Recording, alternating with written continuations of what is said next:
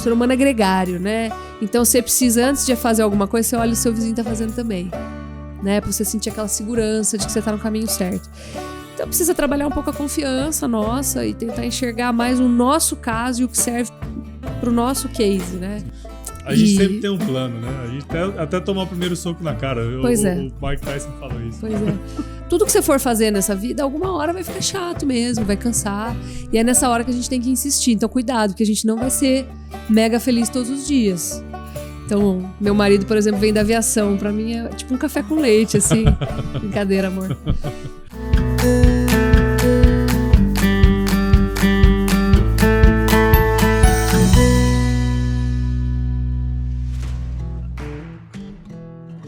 E aí, pessoas! Seja muito bem-vindo ao podcast Raízes do Agro, uma parceria entre o Agro Resenha e o Grupo Piscin, que tem como principal objetivo perpetuar os valores das famílias no campo e o respeito pela terra.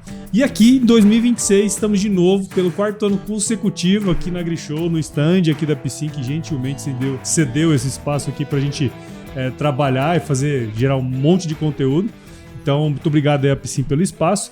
E nesse episódio vou conversar com a minha amiga Lígia Pimentel, que ela consegue ser mais do que eu em quantidades de Não é uma competição. Não é uma competição, é coisa boa demais. Muito obrigado por você estar aqui com a gente, seja super bem-vindo ao Mais uma vez, né? Mais uma que vez, bom. Graças a Deus. Que muito bom, alegria estar aqui, Paulo. Muito legal. E temos novidades esse ano muito legal, cara. E nós vamos falar muito sobre isso aí, né? Temos novidade boa. Isso aí, muito bom.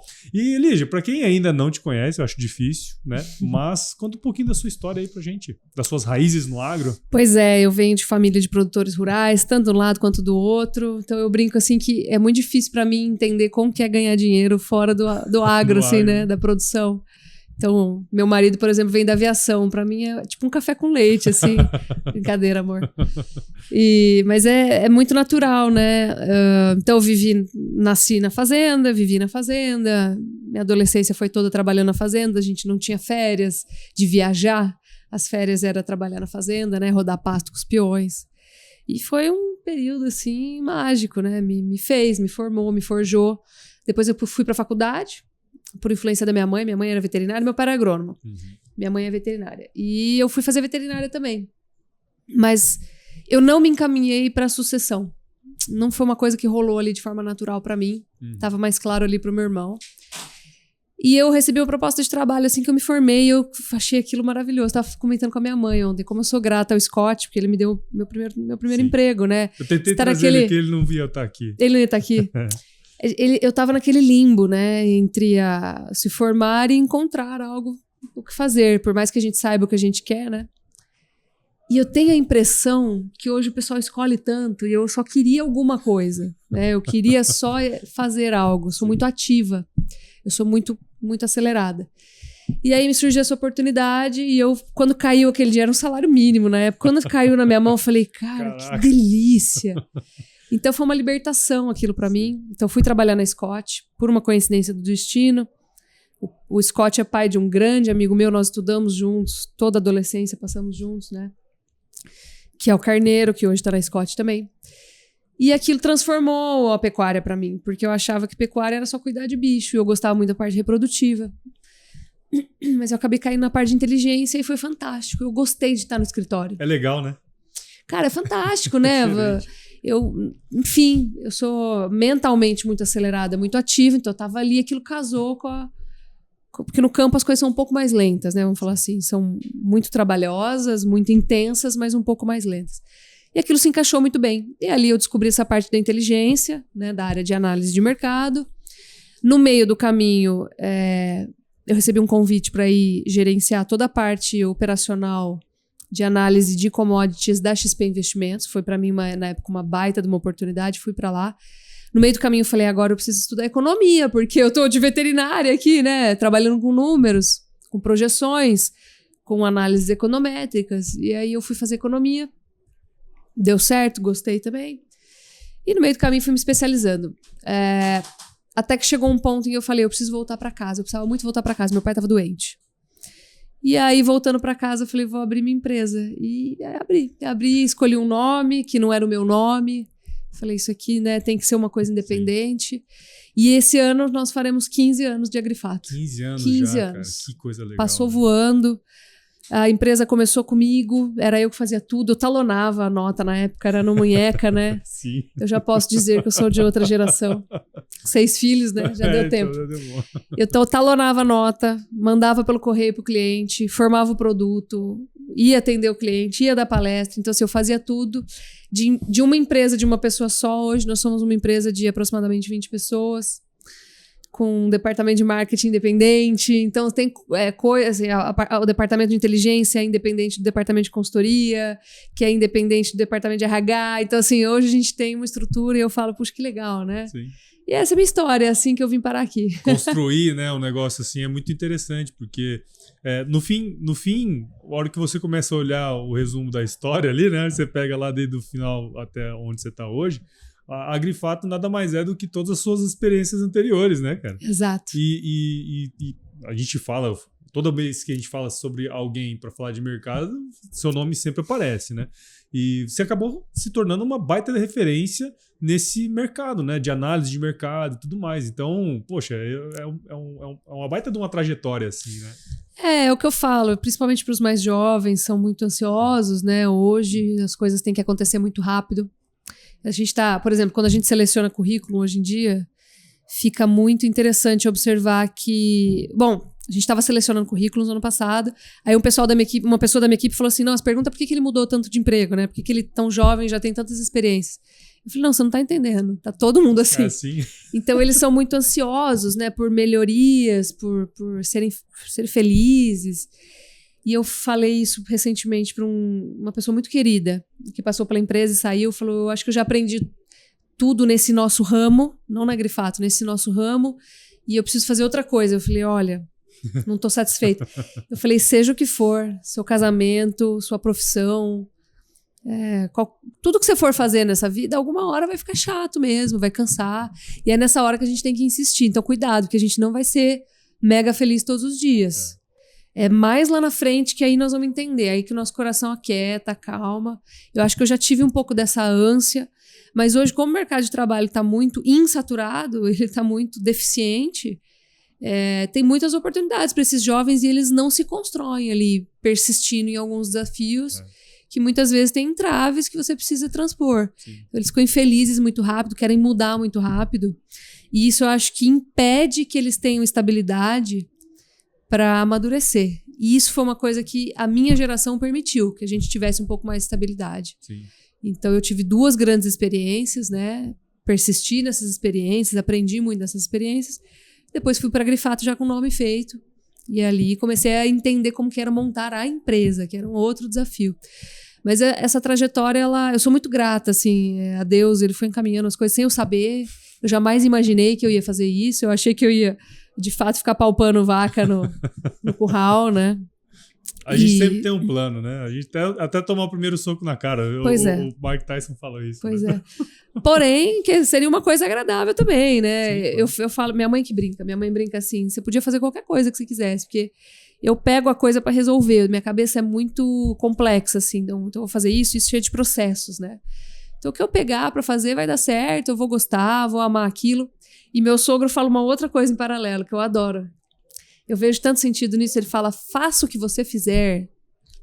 Fala pros netos dele, na verdade, ele fala, faça o que você fizer. Você tem 2 opções, mal feito ou bem feito. Você vai ter que fazer de toda forma.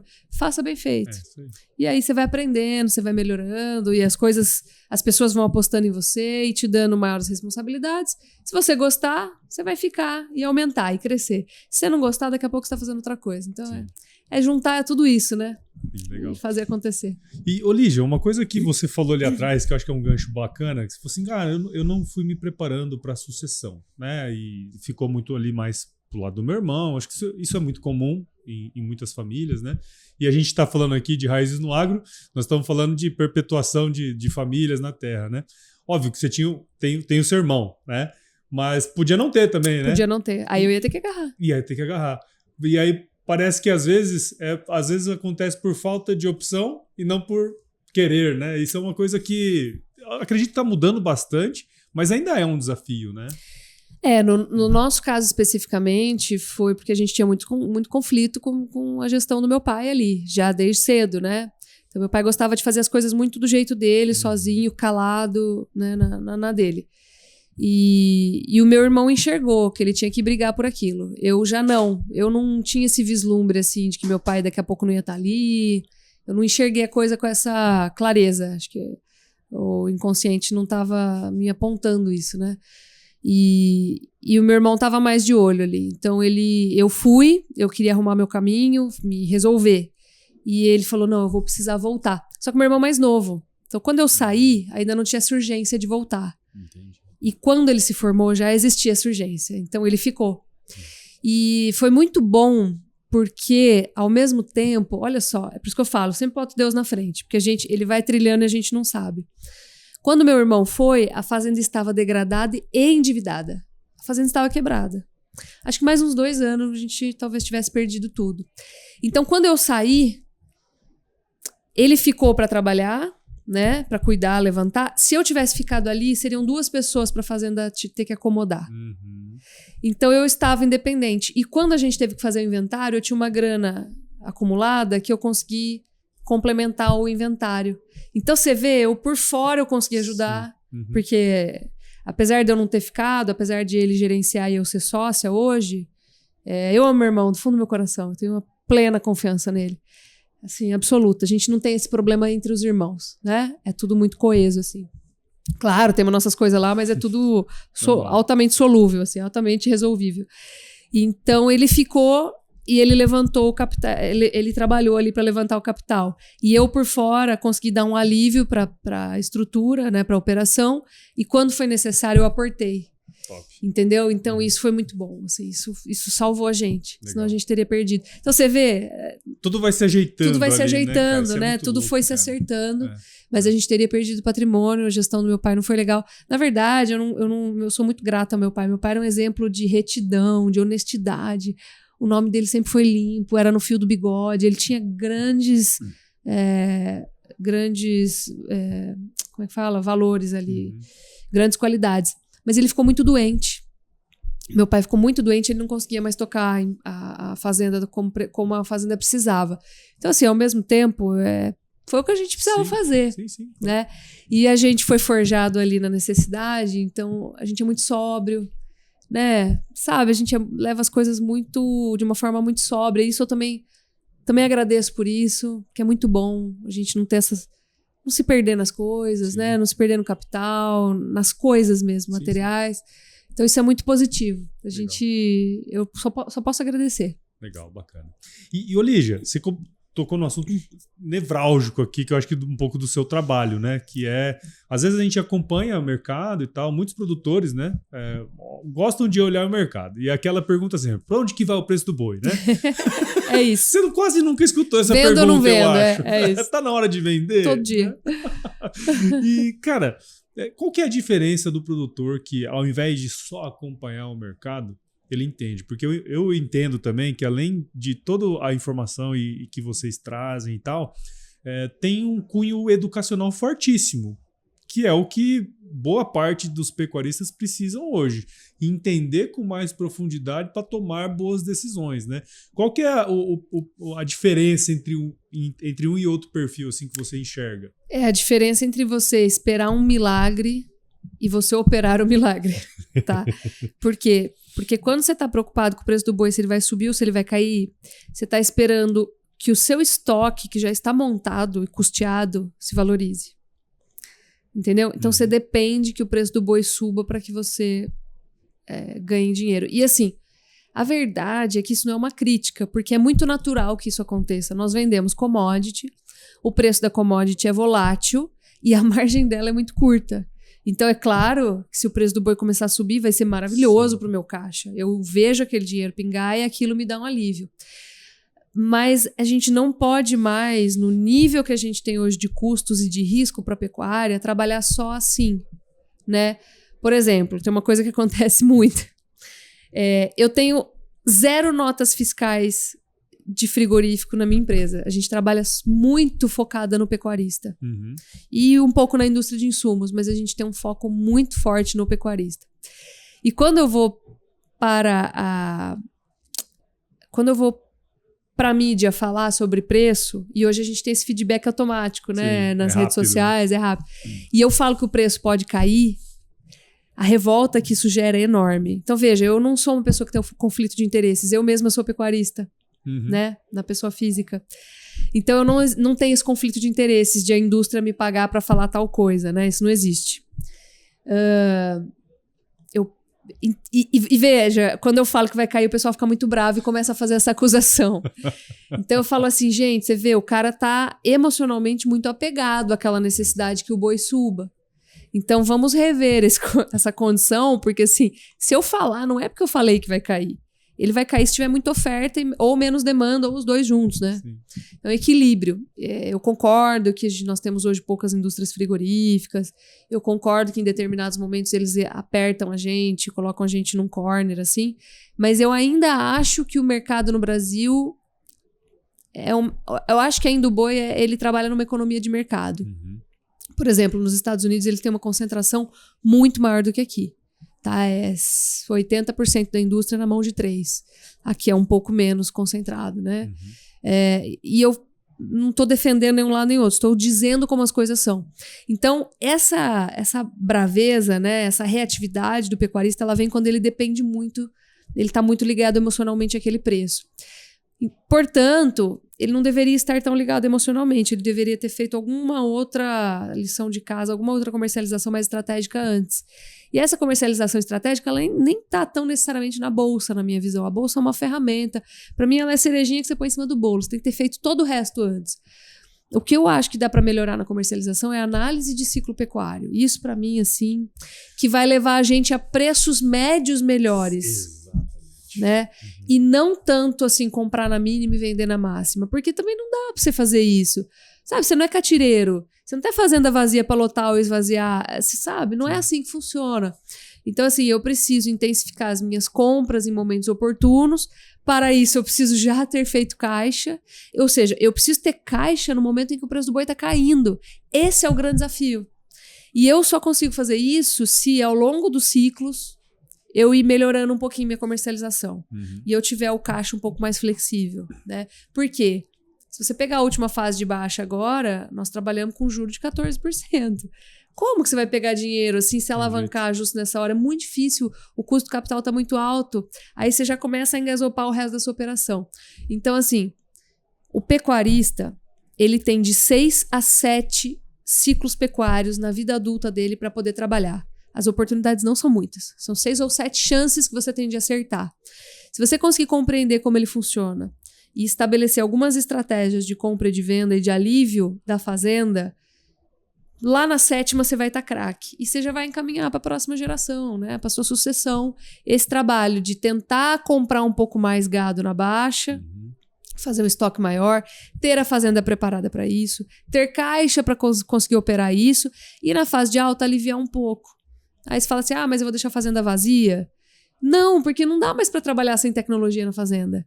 O que dá para fazer, por exemplo, é trabalhar, por exemplo, com ILP. Porque a gente sempre tem pasto para reformar, né? Trabalhar aquele pastejo intensivo, ultra intensivo, em faixas, ele ainda não é uma realidade para todo mundo, ele está acontecendo. E mesmo para implantar aquilo na fazenda, você vai fazendo de pouquinho. Então, assim, vamos entrando para a realidade, a gente tem muito espaço ainda para reformar a pastagem no Brasil com ILP. E aí você pode aliviar um pouco, porque o primeiro pasto de ILP você perde, né? Você não ganha. Então, o primeiro pasto, ele é um pasto a menos na fazenda. Então, você pode aliviar aquele pasto na fase de alta. Quando o gado já está começando a mostrar que ele já não tem mais tanta força para subir. Ele já subiu durante 1, 2 anos. No 3º ano já é bem arriscado. Então a gente pode aliviar, fazer uma pressão de seleção nas fêmeas maior, né, por exemplo. Bota uma ILP no lugar, dilui aquela ILP ali durante 3, 5 anos, que é a fase de baixa.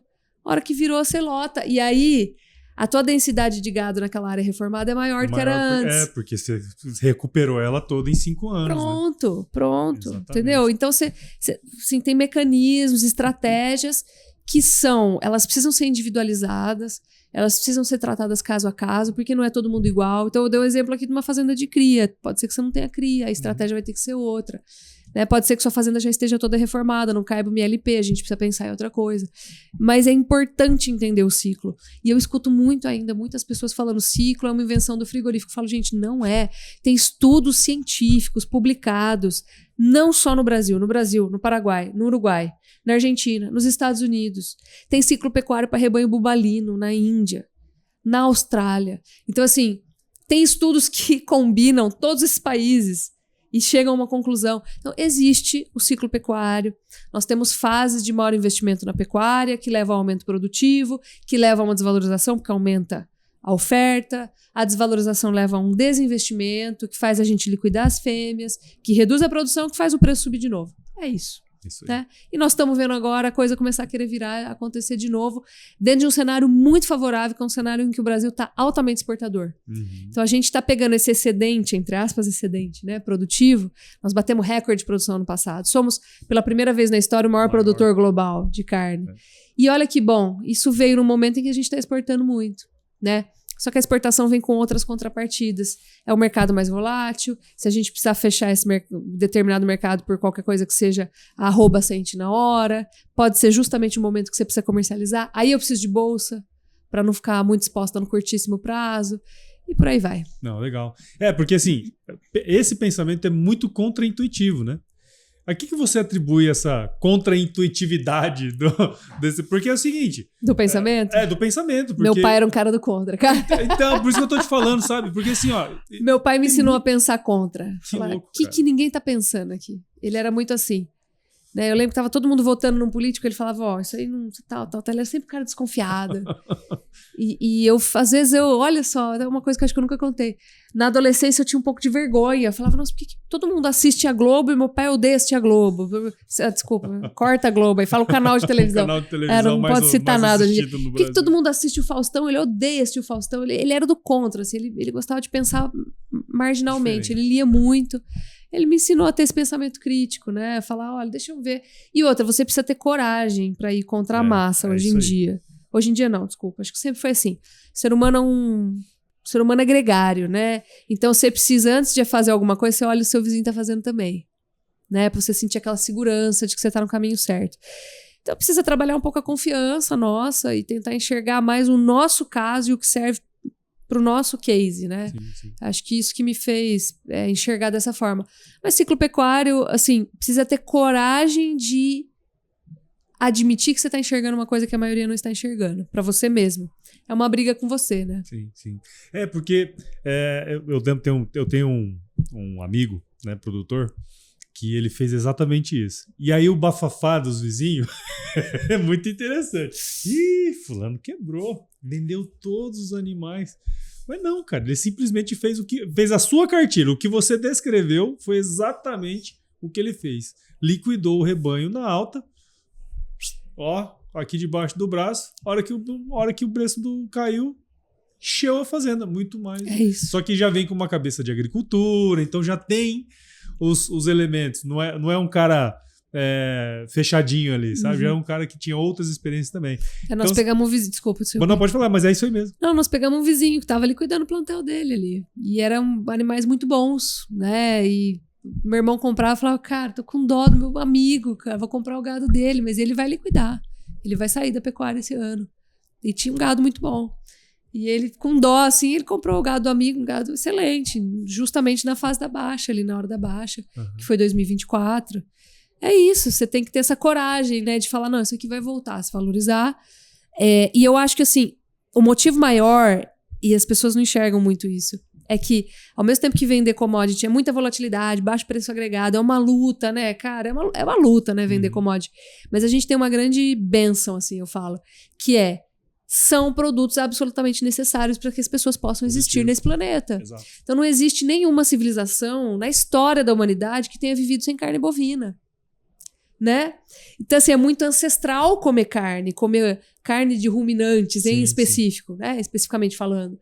Então, ninguém nunca viveu sem carne, todas as carnes, na verdade. Ninguém nunca viveu sem carne, nunca viveu sem milho, ninguém vive hoje em dia sem café, sem etanol, sem petróleo. Então, são produtos que, quando a gente produzir muito e o preço cair e quebrar as pessoas que não têm uma gestão tão boa para suportar aquilo, logo fica na nossa mão para viver um bom momento. Por quê? Porque a demanda continua. Exato. A demanda, ela é flexível também, mas ela é muito menos flexível, entendeu? A oferta é muito mais flexível do que a demanda. Sim. A gente tem um problema de curva de oferta e demanda, né? Na commodity, que é essa. A demanda basal, ela sempre existe, porque ela é necessária para que a gente continue funcionando.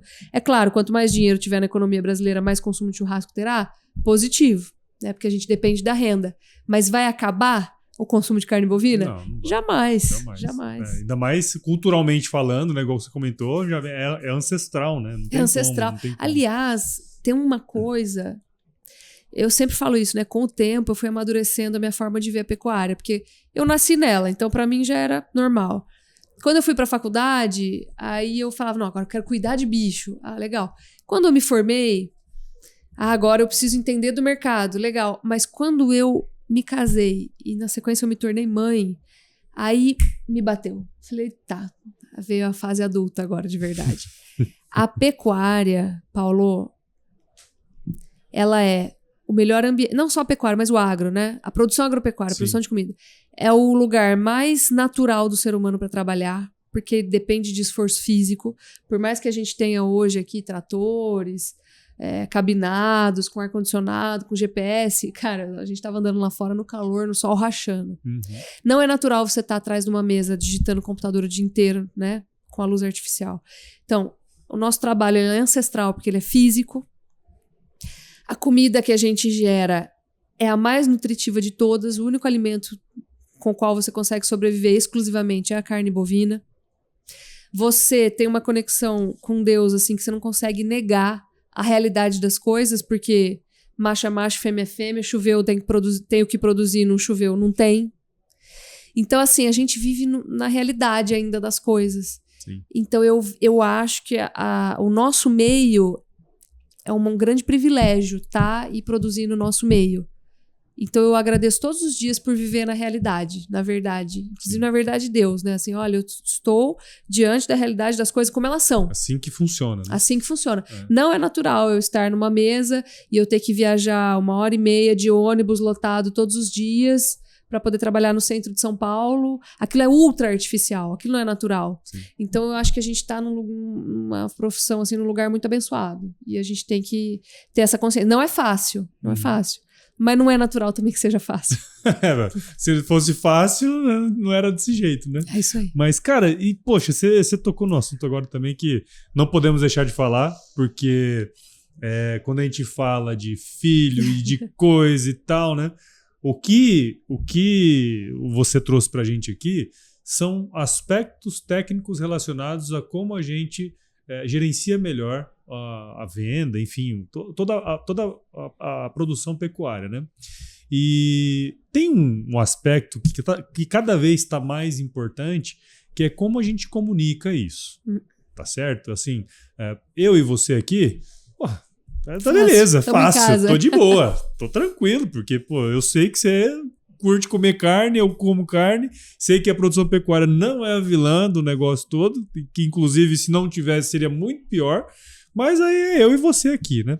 Existe um caminho gigantesco para ser andado ainda, que é como a gente passa essa imagem, né, que de fato você acabou de descrever, né? Essa proximidade que a gente tem com Deus ali e tudo a naturalidade que é trabalhar no campo, né? E você tem uma iniciativa fenomenal agora nisso também, né? Conta um pouquinho a sua visão e o que te motivou também a seguir esse caminho novo aí de escritora, talvez. É uma dor que nasceu também junto com os meus filhos, né? Eu comecei... Bom, a gente já vê esses ataques, mas a gente leva eles quase como piada. Isso. E eu observei, né, as iniciativas que a gente tem para tentar comunicar melhor. Mas como mãe, como eu tô ali nesse ambiente, eu vejo que essa mensagem não está chegando em quem precisa. Se você pegar um adulto ideologizado, ele está muito enraizado naquilo, ele abandonar aquela crença é quase ele abandonar a religião dele. Então eu comecei a perceber que a gente precisava de um efeito mais primitivo, mais embrionário. E eu, na verdade, foi uma dor. Eu via que bom, o material... Eu ia pesquisar escolas para os meus filhos e eu falava, eles são pequenininhos na educação infantil, mas me traz as apostilas aqui do colegial. Eu quero história, geografia e português. Traz aqui.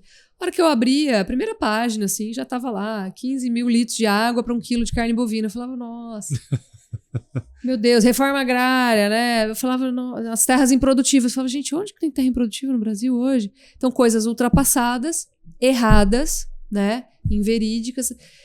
E eu notei que o material didático, paradidático, desculpa, aquelas leiturinhas, né? Sim. Paradidáticas estavam também muito ruins.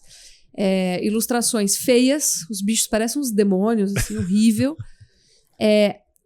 A literatura em si, né? Horrível. Então, uso de gírias para crianças em pré-escola. E eu falava, não, primeiro eles precisam... Eu não sou da pedagogia, mas para mim é meio óbvio que primeiro eles precisam aprender a ler e escrever para depois usar a gíria, né? No ambiente adequado. Eles vão achar que isso aqui é normal. E histórias vazias, completamente vazias. E já falando também de poluição, de petróleo. Eu falava, gente, eles não sabem nem o que é petróleo. Ou seja, eu estou ensinando um pensamento crítico antes de alfabetizar. Então, vários problemas ali que eu falo, nossa, gente, eu acho isso um absurdo. E eu percebi que, da nossa parte também, quando a gente vai se comunicar, a gente cria muitas cartilhas. Paulo, cartilha. Vamos falar como a carne é boa. Legal, mas a criança ela não é conquistada por isso. Não. Vamos falar como a gente faz sequestro de carbono. Meu, desculpa, isso é chato. Entendeu? E eu leio muito para os meus filhos. Muito. Todos os dias. A gente tem. Elas acho que já leram mais livro que eu. Assim. Claro, porque o delas é pequenininho. Mas elas leem muito. Eu leio muito com elas e elas gostam disso. Então eu falei, eu vou escrever uma história para crianças. Se um dia meu marido viajou, eu sentei na cama, escrevi no WhatsApp e mandei para mim mesma. Escrevi uma história, eu falei, cara, eu vou escrever uma história legal, uma história bonita, uma história emocionante. Que não seja uma cartilha, mas uma história que a pessoa se emocione com aquilo e marque a infância dela. Porque me marcou, a minha infância foi marcada por boa literatura. E nós não temos mais. Uhum. E nós não temos literatura que conte o agro, então é muito pouca. Então eu vou fazer isso. E aí eu escrevi a história, testei com os meus filhos. Minha mãe falou, mãe, eu não quero te chatear, mas tá meio chato.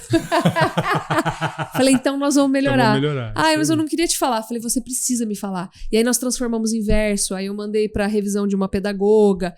E aí foi ficando... Eu pedi para uma ilustradora profissional, né? Ela ilustra as histórias das minhas filhas. Eu falei, será que ela topa fazer?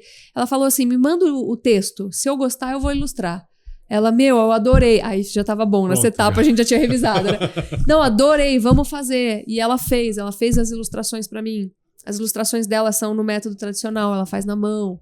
Não é mais feito no computador. Eu falei, eu quero botar uma capa dura, eu quero botar um acabamento impecável, porque eu quero que seja um livro para prateleira. Eu não quero que seja uma coisa descartável, né? E eu escrevi e ficou pronto. E quando eu comecei a apresentar essa ideia para as pessoas, eu tive 2 grandes pessoas, 3 na verdade, né? Que me compraram essa ideia. Em primeiro lugar, diz que ninguém é profeta na sua própria terra.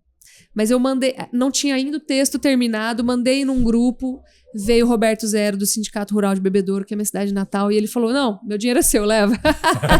Faça. Ele não sabia nem como ia ser. Então assim, eu sou imensamente grata a ele, e vocês vão entender por que eu tô falando isso já. Por ele ter apostado. Segundo lugar, o Walter Patrizzi da DSM da Tortuga, porque, ele deu um jeito de fazer a coisa acontecer lá dentro. A gente queria fazer pela Lei Rouanet, o projeto foi aprovado pela Lei Rouanet. Ele falou, eu não consigo fazer, mas eu vou te aprovar esse negócio aqui dentro. Mas foi assim, uma dedicação para fazer o projeto ser aprovado. E em terceiro lugar, o pessoal ali da Siltomac, que falou, Lígia, esse projeto é maravilhoso. Assim, você precisa levar isso para frente. Assim, é do meu coração que você leva isso para frente. Então, assim, sem o apoio, né, teria sido muito mais difícil. Então, essas pessoas falaram, a gente precisa plantar essa semente agora, para daqui 10 anos essa criança que vai ler isso hoje, porque é infantil, é a leitura de 2 a 10 anos. Essa criança que vai ler hoje, ela daqui 10 anos ela vai lembrar disso. Nós estamos plantando a semente para os próximos 10 anos, que é uma coisa que ninguém quer fazer, Paulo. Não, é difícil. A gente quer ir lá ensinar e chacoalhar e falar, aceite a verdade, porque é verdade. Eu falo, não é assim que nós vamos fazer. A gente vai ter que fazer isso. E aí eu lancei o livro e a tiragem que a gente achou que ia demorar 1 ano para vender se esgotou em 24 horas. E aí eu criei um problema para minha vida. Eu criei um problema para minha vida, porque a minha casa está toda de pacotes, de sacos de livros para mandar, e eu não tenho a logística do Mercado Livre. Então, assim, o que isso me mostrou no lançamento? Que o nosso setor está carente de representatividade real junto às crianças. Não é a Lígia que fez o projeto maravilhoso, não é isso. Nós estamos precisando de representatividade, nós estamos precisando bater nessa tecla. Você vê, a De Olho no Material Escolar também tem um baita de um apoio, um baita de um efeito. Então nós precisamos voltar lá para as criancinhas e mostrar, não uma cartilha, mostrar a verdade para eles, através de histórias que inspirem. Então assim, o que eu mostrei? É um dia na vida do pecuarista, como é, da hora que ele acorda até a hora que ele vai dormir, que é duro, que é difícil, mas ele faz com amor. Né? Tem gente que faz coisa errada? Tem em todas as áreas, em todos os lugares. Tem político ruim, tem professor ruim, tem policial ruim, tem produtor ruim, entendeu? Tem freira ruim, sabe? Tem padre ruim, tem tudo ruim, gente. Qualquer dos lugares. Tem ONG ruim. Todo lugar vai ter coisa ruim. Não é daí que a gente tem que partir. Por que é que os professores e os compositores aí que fazem os materiais escolares, eles se deram a liberdade de pautar as coisas pelo lado ruim? Porque não é a maior parte ruim. É o contrário. Olha onde nós estamos, o tamanho da feira. Cara, o tamanho do nosso Brasil, o tamanho da produção que a gente exporta, o tamanho das pessoas, da população que a gente alimenta. Quem deu a liberdade para eles de falar só das coisas ruins? E de forma inadequada, inapropriada, obtusa, não está correto. Então, assim, outro ponto dessa mesma história, né? Que eu percebi, se nós não fizermos o trabalho de falar e comunicar, ninguém fará. As associações não farão, porque as associações têm outros milhões de problemas. Tem outros 1000 problemas para fazer. Então, assim, se nós não pegarmos aí e falar, eu vou pegar esse negócio pelo rabo aqui, eu vou fazer, vou resolver, tá? Não vai ser feito. Não será feito da forma como precisa. E outra, a minha iniciativa não vai atingir o Brasil inteiro. Então, nós precisamos de outras como a minha, né? Como a nossa. Então, é isso. Foi através da dor dos meus filhos que eu enxerguei esse espaço, resolvi fazer uma coisa diferente, bem feita, menos cartilhada e mais história para contar, ocupar o coração deles, o imaginário infantil, para que aquilo seja quebrado ao longo do tempo, né? Para que aquela inverdade seja combatida de uma forma mais fácil, mais embrionária. E, cara, teve uma aceitação bizarra, gigantesca. Eu tô, assim, me descabelando para conseguir entregar. Tô aqui na AgriShow para fazer um segundo lançamento do livro. Serão 3 grandes lançamentos. E é isso, eu tô enlouquecendo para entregar agora. Pessoal, vai chegar. Por favor, tenham paciência. Comprem mais. Entreguem para os filhos de vocês, para as escolas dos filhos, para os amigos dos filhos, para os filhos dos funcionários. É a nossa história. Sim. Sim. Aqui tá tendo pra vender ou não? Tá tendo pra vender, tá ali no stand. Né, não, por favor. Não, sabe por quê? Você falou uma coisa assim que é interessante. Lá em casa a gente tem também muitos livros, né? Esqueci de trazer aqui um pra você, me perdoa. Esquenta não. Eu vou lá buscar. Não. Eu vou te dar. Podia trazer pra mostrar, pessoal, esqueci de trazer. Enfim, tá ali do lado. Não tem problema. Mas minha esposa gosta muito de ler também. A gente tem muito livro pra criança. E aí eu leio, né? E aí eu viro e mexo e falo assim, Ana Flávia, pode devolver isso aqui. Que não vale a pena. É isso. Não vale a pena. Porque já começa errado. Né? Assim, já falando coisa absurda. Assim, pra criança, eu falo assim, cara, isso aqui não faz sentido. Isso aqui não tem como. E eu sempre senti falta, assim, tem alguns livros que traz uma história e tal, mas falta, sabe? E eu falei assim, puxa vida, cara, precisava tal. Eu vivia pensando nisso. O dia que eu vi o seu lançamento, eu falei, caralho, velho, que massa. Vamos ter que... E você sabe que eu escrevi a história com base nas minhas memórias de como é, sim, assim, na nossa realidade lá na fazenda, né? É uma história de uma família sim, que vive ali da atividade pecuária. E a minha ideia agora, Paulo, eu vi que o negócio é grande, a deficiência é grande. A ideia é que vire uma coleção. Nós já demos o nome, é a coleção Um Dia na Vida do Fazendeiro. O nome do primeiro livro é A Fazenda dos Bezerros. E cada ano nós vamos fazer um livro. E nós vamos fazer 10 anos, nós vamos fazer 10 livros, nós vamos atingir uma geração com esses livros, se Deus quiser. O livro, ele foi aprovado ali, o projeto foi aprovado no Ministério da Cultura. pela Lei Rouanet. Então, ele está aberto para receber doações, para a gente poder fazer a impressão e a distribuição gratuita nas escolas das redes municipais. Então, legal. Eu preciso ainda receber recursos. A gente fez um outro lançamento privado paralelo, que não é dentro da Lei Rouanet, mas nós temos o projeto na Lei Rouanet agora. A gente está quase destravando ele, que para destravar eu preciso receber recursos. A gente já recebeu alguns, mas eu preciso de mais um pouquinho para a gente poder fazer uma impressão grande para distribuir em escolas das redes municipais de ensino. E aí a gente poder atingir as crianças que mais precisam. Sim. Porque nós estamos falando aqui com gente que está preocupado com isso, mas nós precisamos atingir agora as crianças que mais precisam disso. Então nós vamos atrás, estamos recebendo aí. Quem quiser ajudar, estamos dentro. E está dentro, estamos precisando da ajuda de vocês. Porque assim, a tiragem por fora da lei já explodiu. Vocês veem aí a necessidade da gente continuar fazendo isso. Mas agora eu preciso destravar por dentro da Lei Rouanet para a gente poder distribuir para as crianças de forma gratuita, né? E legal. Dentro do projeto. E é isso. Então, nós vamos fazer uma coleção. Quero fazer isso por 10 anos. Esse é meu compromisso agora. E devolver para o nosso país um pouco do que ele é. Né? Ele é agro, a essência dele é essa. O agro ajuda a contar a nossa história. Por sinal, vou fazer mais uma observação aqui. No meio desse rolo de lançamento, de gente falando comigo, Lígia, eu quero 500 livros, Lígia, eu quero 200 livros, Lígia, eu quero 1000. E eu tô enlouquecida. Agora me chegou uma mensagem no Instagram da Marcela Lemos, que ela escreveu um livro sobre o Pantanal. Olha aí. E ela me mandou, eu falei, meu livro tá à venda na Amazon. Então eu falei, legal, tá bom. Não, manda aí. Você comprou o meu, eu tô comprando o seu, eu comprei o dela. Quando chegou em casa, Paulo? Top. É um tesouro. Um tesouro. Ela faz as próprias aquarelas. E ela descreve uma comitiva.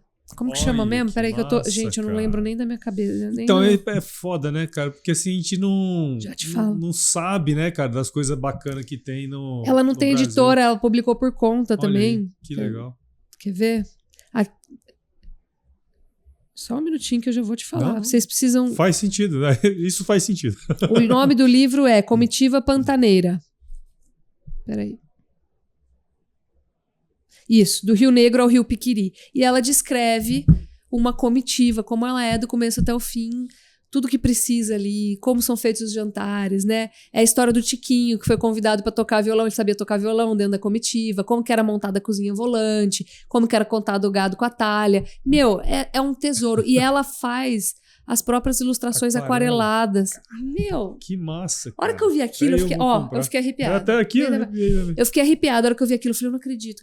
Que bom, Deus, que eu comprei, que ele me iluminou. É maravilhoso. Então, nós temos iniciativas. Sim. E você lembra, por exemplo, da novela Pantanal? Esse livro, tudo isso ajuda a contar a nossa história, a nossa origem sertaneja. O Brasil, ele foi explorado, ele foi habitado primeiro pelos animais. Os animais eram o primeiro veículo para a gente conseguir adentrar o país, né? Toda a nossa colonização e a nossa fundação foi feita pela pecuária. Então, assim, isso é muito importante, porque se a gente demonizar a pecuária, a gente deixa de aprender sobre a nossa própria história. Então, isso é muito importante, assim, resgatar, levar isso, né, de uma forma, de outra. Então, essas iniciativas, elas estão aí para isso. Tá me dando um trabalhão. Vocês sabem que escritor não é rico, milionário. E a nossa iniciativa, ela é toda para ser reinvestida no próximo livro. Sim. Mas é porque eu amo o nosso setor, eu amo a agro, eu acho que isso aqui é a verdade, assim. Ninguém vive sem comer, sabe? Ninguém vive sem se vestir. Então, assim, nós estamos no melhor do mundo, a gente emprega gente. Sabe, quantas pessoas estão... mas é latifundiário. Quantas pessoas ele emprega, quantas famílias tem lá? Não é latifundiário nada, cara, isso não existe mais. Isso já passou. Se você hoje não é eficiente, competente, produtivo, você está fora. Entendeu? Então isso é maravilhoso. Eu sou apaixonada pelo nosso setor de coração. E quando me veio essa maturidade que eu falei da maternidade, eu entendi que era tudo muito bom. Né, como diz no Gênesis, assim, tudo era muito bom. Ele fez e era tudo muito bom. Eu falei, cara, isso aqui é maravilhoso. Eu tenho muito orgulho do que a gente faz, muito orgulho mesmo. Legal, muito bom. Lígia, muito obrigado, viu? Eu sei que baita correria aí, tem lançamento. Nós vamos sair aqui, eu vou lá junto com você, já vou pegar o meu livro, que eu quero ler para minhas crianças. E depois nós vamos conversar, porque eu tenho um livro na cabeça já. Vamos fazer. Vamos fazer acontecer. Vamos fazer acontecer. Muito obrigado por participar aqui com a gente. Obrigada pelo convite. E parabéns pelo seu trabalho. Obrigadão. Obrigado pelo convite. Uma alegria estar aqui com você. E como que a gente faz para conhecer um pouco mais do seu trabalho também e para a aquisição do livro também? Tem a grifato.com.br, nas redes sociais a Grifato, com 2 T's. E tem o meu, Lígia Pimentel, @LígiaPimentel.